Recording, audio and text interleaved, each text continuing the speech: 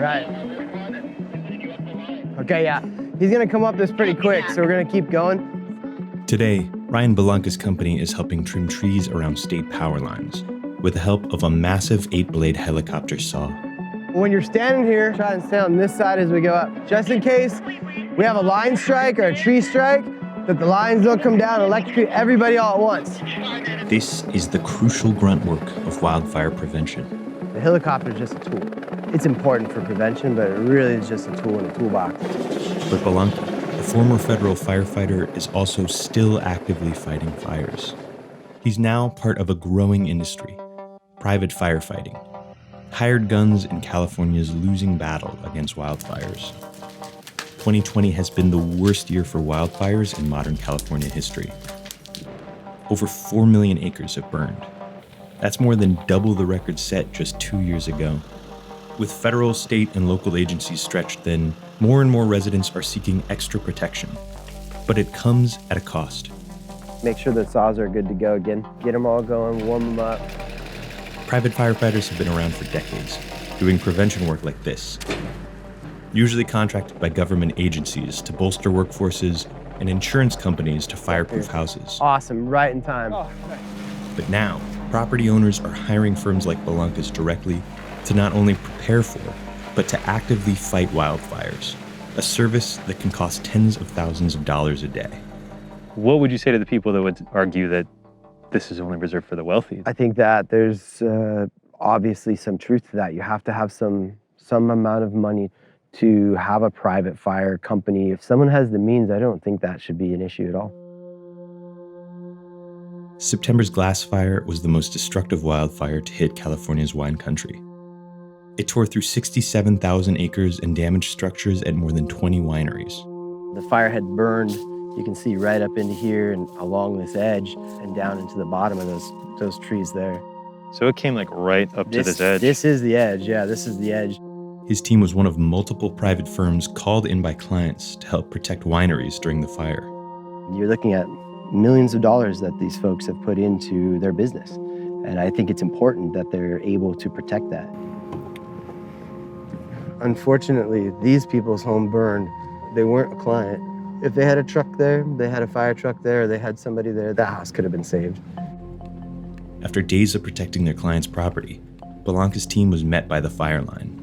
That whole mountain on the left was on fire. Absolutely. We saw the fire coming. We came down this line right here and utilized some tactics to basically hold this side, which is our client's property right here. Shortly after, Belanca and some members of his team were stopped by state police and CAL FIRE, the state-run fire protection department. They were cited for illegally entering an evacuated zone and had been accused of lighting an illegal backfire, a tactic used to burn brush to stop or change the course of a wildfire. CAL FIRE says an investigation is ongoing, but the incident highlighted a growing tension between public wildland firefighters and private firms. Brian Rice's association represents more than 30,000 public firefighters in California. Man, you can do a lot of wrong things on the fire ground, but when you're on one of these big fires and you light a backfire outside of the plan and outside of command authority, that's like a capital. Doesn't get any worse than that. Did you set up backfire that day?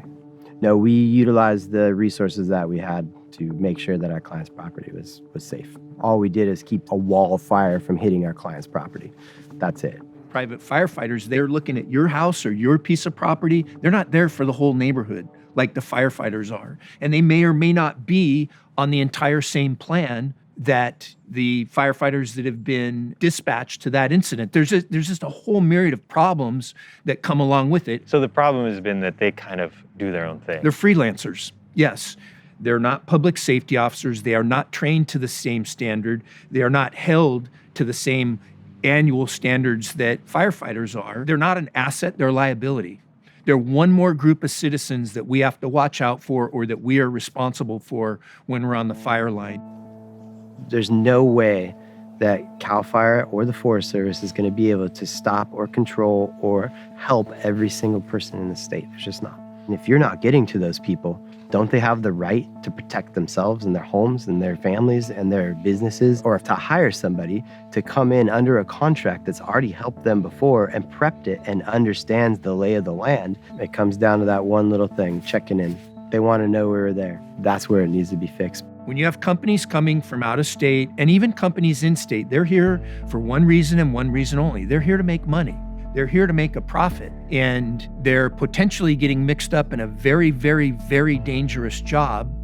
I'll tell you what, if I could eliminate it in the state of California, that would be my goal. Private firefighters. Yes. These agencies don't own wildfire. They don't own it. I just think we all got to talk about it a little bit better and be able to play in the sandbox with everybody.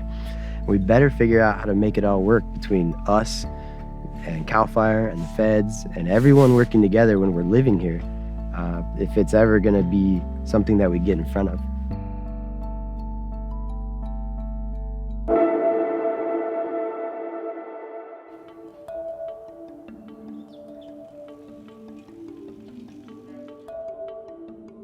How has your company grown? We've doubled in size every year. What I would always like to say is you can make a career and a life out of fighting fire and doing forest management and helping your citizens, your wildland-urban interface where you live, because there is a need and there's a huge call for it. I think CAL FIRE should be embracing private fire. I think the growth will continue and increase as it should. And I think that there should be a space for folks that are trained, educated, and qualified. The numbers speak for themselves. This was a brutal year. There is no better term for it. But there were more acres burned across the state of California than at any other point in our history. And it was a year that we absolutely are looking forward to being over with. Our firefighters, just like all other firefighters across the state, were taxed this year and pushed to our limits. And what would you say to private firefighters who are saying we want to help? There's many ways that folks can help. It's not just boots on the ground, but absolutely, if you want to be a firefighter, do what it takes to be a firefighter with the state of California or with any other local agency that has that responsibility. What is the challenge of working with private firefighting firms that come into fires that are privately contracted? How, for you, is this a challenge for your job? The biggest issue here is knowing that they're there. We see them as no different than any other civilian resource. There is an expectation that they will follow direction when it is provided by the incident. And of course, there is an expectation that they will certainly check in with us and let us know that they are there. So technically speaking, when private firefighters are on a fire, you see them no differently as any other person, any other totally independent civilian with no relation to the fire. They are just regular people to you. As far as our expectations that they will follow direction, absolutely. They are not considered firefighters by the state of California. And so we have to treat them just as we would any other civilian entity that chose not to evacuate. For homeowners, what would be your message to them when they're considering hiring private firefighters to come and sit on their property and defend in an active fire? It's a resource that's available to homeowners, and it's one that legally they're allowed to hire. It becomes an issue when the department or the incident commanders decide that an area needs to be evacuated and civilians choose not to evacuate. That's where the complication comes in, and whether they're on a piece of firefighting equipment that is privately owned, or they are just a civilian with a garden hose, that presents safety concerns. We cannot fight fire until we've ensured that every single life has been protected to the best of our abilities. And we do that every single fire, and we'll continue to do that every single fire, which is why the importance of early evacuation is so critical to our success. If the community chooses to not evacuate, that forces our hand away from taking direct action on the fire toward protecting lives and then property.